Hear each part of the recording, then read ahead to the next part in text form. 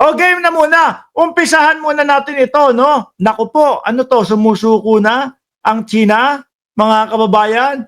Oh, ngayon sila po ang gusto na makipagdialogo po sa ating bayan, mga bossing. Ano nangyari? No? Bakit biglang nagkaganon? O eto po, babasahin po natin mga kababayan, ha? O, sabi, China nananawagan ng dialogo sa gitna ng tensyon o alitan sa West Philippine Sea. Aba, hindi nangyari to kay Tatay Gunggong Sorry. Hinga muna tayo, no? Sorry, magagalit na naman yung mga DDS sa atin. Pinatawag nating Tatay Gunggong, nadulas lang po. Sa isip lang namin yung tinatawag, no?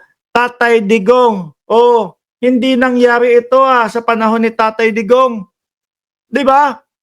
Sa panahon ni Tatay Digong, laging tayo yung kailangan maamo. Kailangan lagi tayo sunod-sunuran. Di ho ba mga bossing, pag sinabi ni Xi Jinping, hindi pwede na ilagay sa Pilipinas yang ganyang sandata. Naku, si tatay naman susunod. No? Hindi kagaya ni Pangulong Bongbong Marcos. Kapag sinabi ni Xi Jinping, ayaw namin sa Typhoon missile ninyo. Tatanggalin namin to. Pero tigilan nyo kami. Pag hindi nyo kami tinigilan, hindi namin tatanggalin to. Napapaluhod ang China, mga bossing. China nananawagan ng dialogo sa gitna ng alitan sa West Philippine Sea.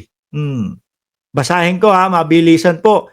Nananawagan ang Chinese Ambassador Wang Xilian sa Pilipinas at China na muling magdialogo o magkausap o pakinggan ang isa't isa. Pakinggan ang sigaw ng mamamayan at napiliin ang kooperasyon sa halip na alitan. Kung hindi naman ba kayo mga kining-kining di ba? Sila ho yung laging nagpupush Sila ho yung laging nananakit doon sa ating mga kasundaluhan. Sila ho yung laging nambobomba ng water cannon. Tapos sasabihin nyo,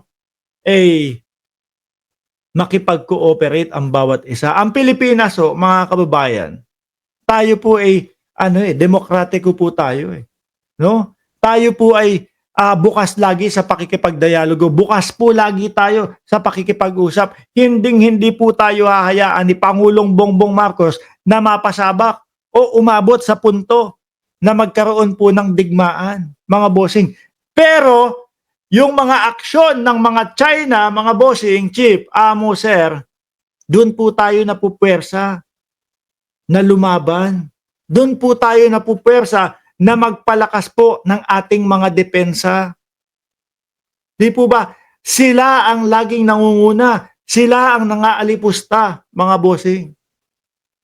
Ang naturang pahayag na ito ni Wang ay kasabay ng pagdiriwang ng ika-50 o 50 anibersaryo ng diplomatikong relasyon ng dalawang bansa noong Sabado, Hunyo 7. Tignan nyo ho, mga bossing, yung nasa Singapore, si Secretary Gibo Teodoro, nagpadala pa sila ng kung ano-anong mga magtatanong.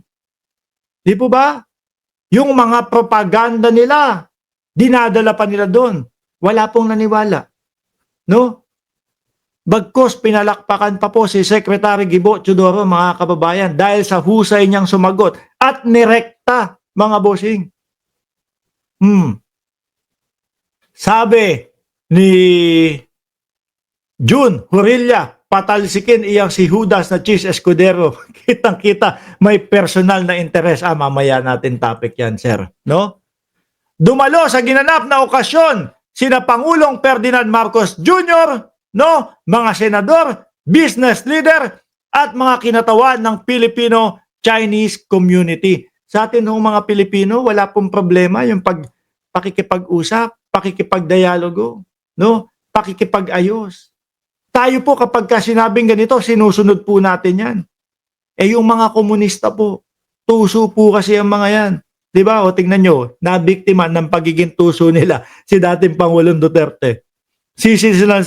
Sabi ng mga DDS, naku, tinraidor ni Marcos Jr. ang aming Tatay Gunggong, Digong. Pero ang tunay palang Tomb Raider, sabi po ni ano, ni Secretary Larga doon, mga kababayan, si Xi Jinping. Tingnan mo, ang tagal-tagal na inalagaan, ang tagal-tagal sumunod-sunod si Tatay Digong kay Xi Jinping, tapos pagpunta doon sa Hong Kong para humingi daw ng asylum, pinauwi ng Pilipinas. Walang napala. Ayun, pagdating ng Pilipinas, sabay sakay ulit sa eroplano, punta naman ng Netherlands. Di ba? Yun daw pong pagpunta doon sa Hong Kong, paghingi daw po yun. Paghingi po ng asylum kay Xi Jinping, at sabi pa nga, meron nang nakahanda sa kanila, 10 kwarto, no? Para pagdating ng China, kaso ho, mga kababayan, natunugan daw po ni Xi Jinping na meron ng warrant of arrest sa ICC. Ayun. Tinakwil. Di ba? Gayunman, kasabay ng pahayag ay nagpapatuloy ang tensyon ng West Philippine Sea, kung saan paulit-ulit na lumalabag ang China sa eksklusibong economic zone ng Pilipinas, at hindi pa rin kinikilala ang 2016 arbitral ruling na pumapabor sa Pilipinas. Nakita nyo yung date na yan? Nakita nyo yung ano na yan? Taon na yan? 2016 no, mga kababayan. Nung panahon ng 2016, kasabay ng pagkakapanalo ng dating Pangulong Duterte. Di po ba? At ay kasabay naman po ang paggagawad sa atin ng karapatan sa West Philippine Sea. Kaya lang po, nakaganon yung bibig ni Tatay Digong. Hindi nagsasalita, no? Kesyo daw, papel lang daw yan. Hanggang ngayon, yung anak, yung vice-presidente, hindi makapagsalita kung kanino papanig. Sa West Philippine Sea, Diyos ko naman, bilang isang Pilipino, napakadali lang sagutin nun. Di natural, sa Pilipinas, pero si Inday Sara Duterte, hindi man lang po maibuka ang kanyang bibig. Di po ba? Mas nagkaroon pa ng komento ang ating vice-presidente noong inilabas na po, nung Mayo 1, yung 20 pesos na bigas. Ngayon, kalat na sa Pilipinas. Di ba? Mas binatikos niya pa yon. Mas binatikos pa ni Inday Sara Duterte yung 20 pesos na bigas na para daw po para panghayop daw po. Samantalang ang produkto pong iyon ay galing po sa mismong kapwa natin Pilipino na mga magsasaka ho. Di po ba, mga bossing? Halata sila. Di ba? Yung panahon nila, wala, sunod-sunuran tayo. Kaya nga po, ang sabi ni Commodore J. Tariela, mag-ingat tayo sa 2028 election.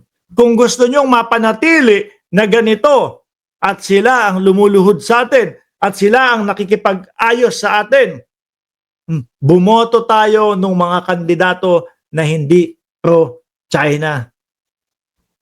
Di po ba? Yung magtutuloy nitong inumpisahan po ni Pangulong Bongbong Marcos, mga kababayan.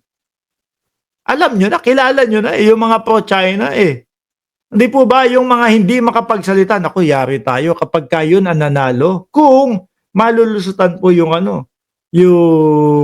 kung malulusutan po ang impeachment, mga boss chief amo sir. Pero kung hindi po malulusutan, ay kawawi, no? Ay yari. Wala Halata po silang masyado. Tutulong pa si Pulong Duterte. Hindi po trabaho ng Vice Presidente ang magkomento tungkol sa West Philippine Sea. Yari na.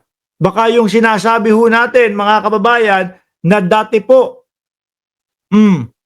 sinasabi natin na dati po, nako, yung mga tarpaulin na pagkalaki-laki, pagkahaba-haba na province of China, ang Pilipinas, baka mangyari po yun 2028 pag hindi po tayo umayos ng iboboto natin.